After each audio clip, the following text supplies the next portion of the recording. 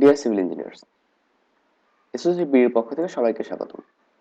আমরা ইতিমধ্যে আমাদের complete building design by using ETABS এর যে কোর্সটি ছিল বিএনবিসির আদলে, আমরা সেটি অলরেডি কমপ্লিট করে ফেলেছি এবং আমরা এ টু জেড যেটা ফ্লোর প্ল্যানটা কিভাবে করব, ওকে, এবং আমাদের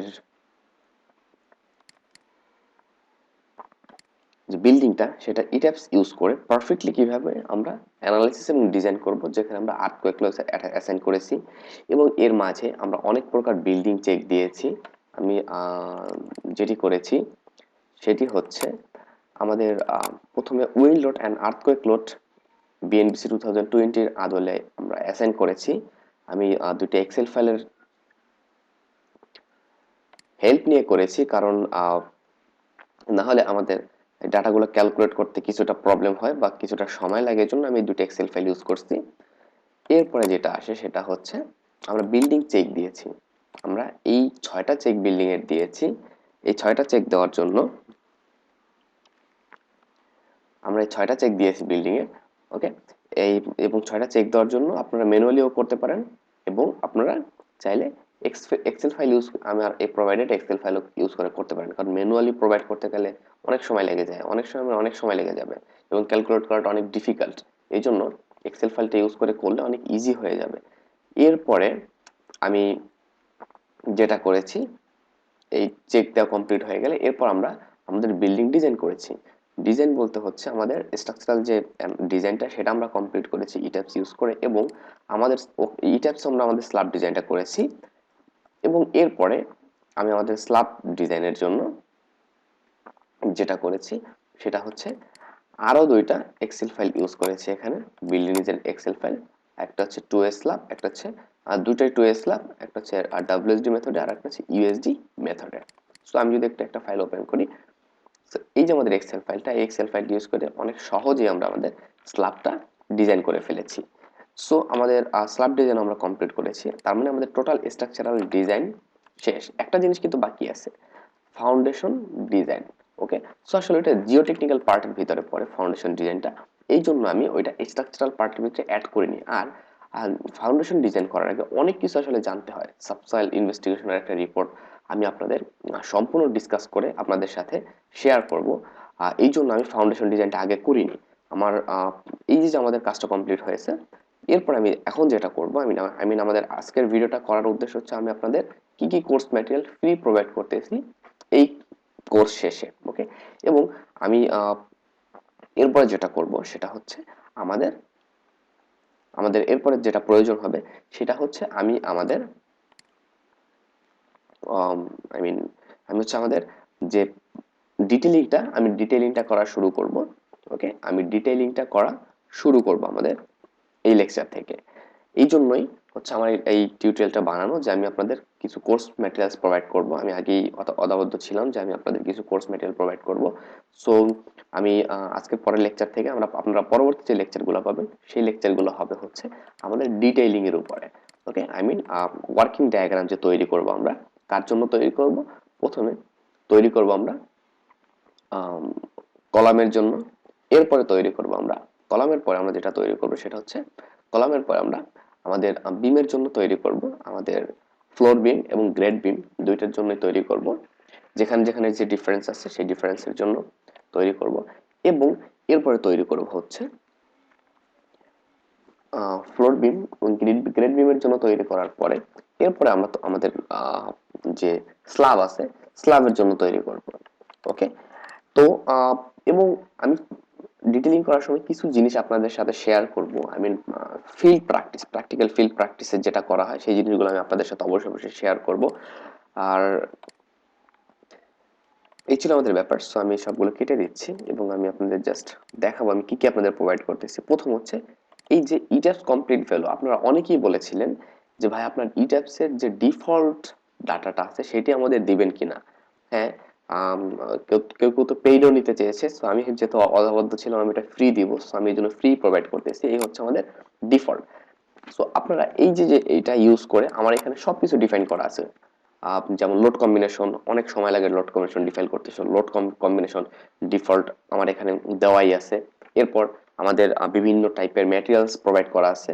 আই মিন স্টিলের জন্য আমাদের দেশে যে যে টাইপের স্টিল পাওয়া যায় তার জন্য প্রোভাইড করা আছে, এবং আমাদের দেশে আমরা যে টাইপের কনক্রিট ইউজ করি তার স্ট্রেন্থ যেমন আসতে পারে সেটির জন্য ডিফাইন করা আছে, এবং স্ল্যাব থিকনেস, বিম এবং কলামের প্রপার্টিসও ডিফাইন করা আছে, যাতে করে আমরা ইজিলি জাস্ট সিম্পল কিছু মডিফায়ার মাধ্যমে আমাদের পরবর্তী কাজটা করতে পারি। সো আপনারা যেটা করবেন, এই যে ফাইলটা, এটা একটা সেফ জায়গায় কপি করে রেখে দিবেন, এবং প্রত্যেকবার নতুন করে কপি করে এনে এনে এই ফাইলটায় কাজ করবেন আপনাদের প্রয়োজন মতো, বা আপনাদের নিজেদের মতো করে বানিয়ে নিতে চান, দ্যাটস ওকে। এরপরে আমি আমাদের এই যে ওয়ার্ক প্রসিডিউরটা ছিল, এখানে আমি যেটা করেছিলাম, মডেল ফর গ্র্যাভিটি লোড, একই স্ট্রাকচার সবকিছু ঠিকই, শুধু গ্র্যাভিটি লোডের জন্য আমি একটা ডিজাইন করেছিলাম। সো এখানে এটা হচ্ছে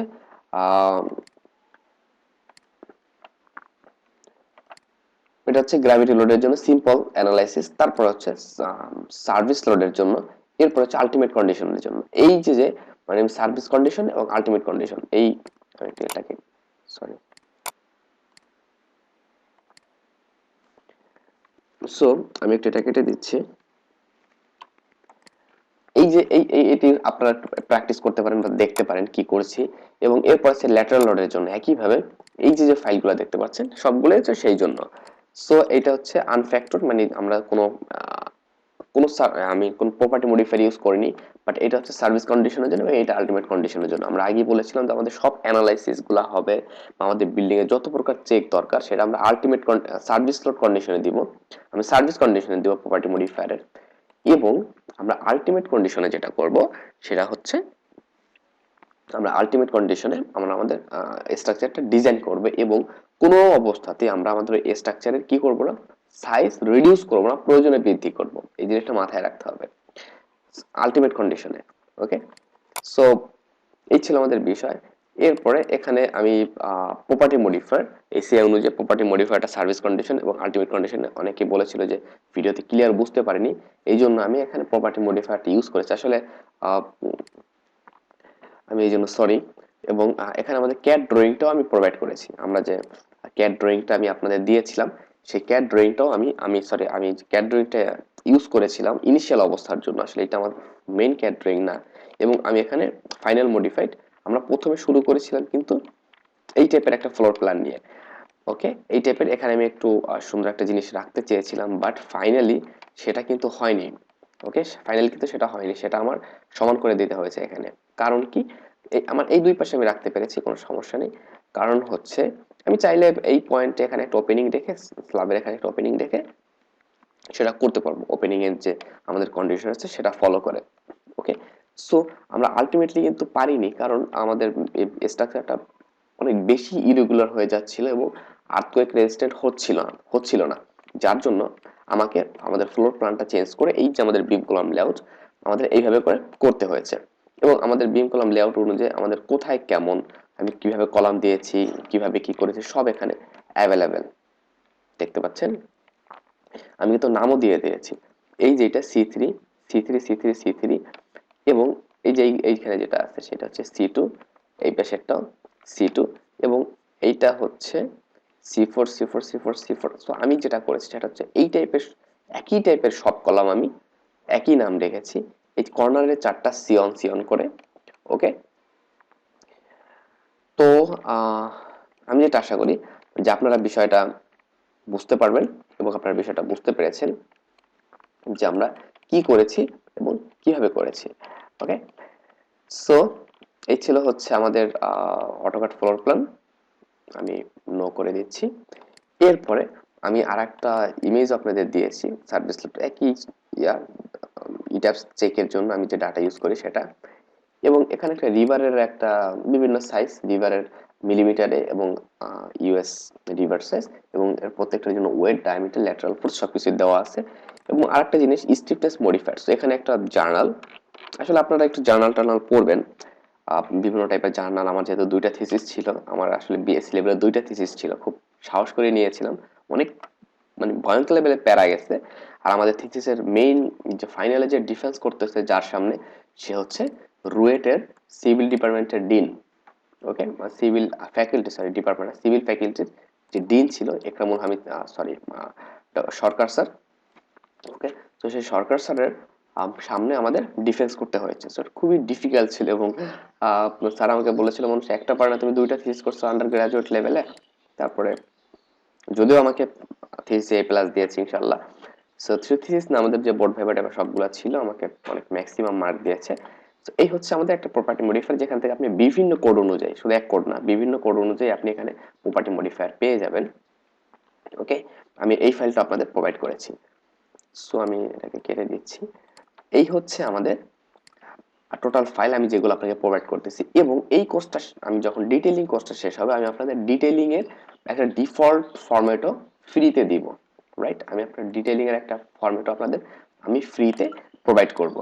সো আমি যেটা অদাবদ্ধ সেটা আমি দিয়েই থাকি, এটা ডিভাইড না প্রোভাইড করবো। বাট আমি এই কয়েকটা ফাইল আপনাদের পেইড যদি নিতে চান, সবার জন্য বাধ্যতামূলক না, বিল্ডিং চেকের জন্য, উইল load and earthquake load analysis এর জন্য এবং স্ল্যাব ডিজাইনের জন্য আরো কয়েকটা এক্সেল ফাইল সামনে আসবে।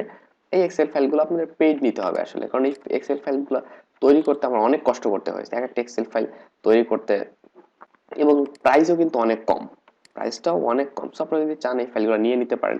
এবং একটা বিল্ডিং করার পরে সেফটি 100% আপনাকে মেনটেন করতে হবে, কারণ আপনি সেফটি মেনটেন না করে কোনো বিল্ডিং ডিজাইন করতে পারবেন না, বা করলেও সেটা গ্রহণযোগ্য হবে না বিল্ডিং ডিজাইনটা করা। সো এই ছিল আমাদের আজকের ভিডিও, আর আমি পরবর্তী লেকচার থেকে আপনারা ইনশাল্লাহ ডিটেইলিং এর উপরে ভিডিও পেয়ে যাবেন। সো ধন্যবাদ, ধন্যবাদ সবাইকে।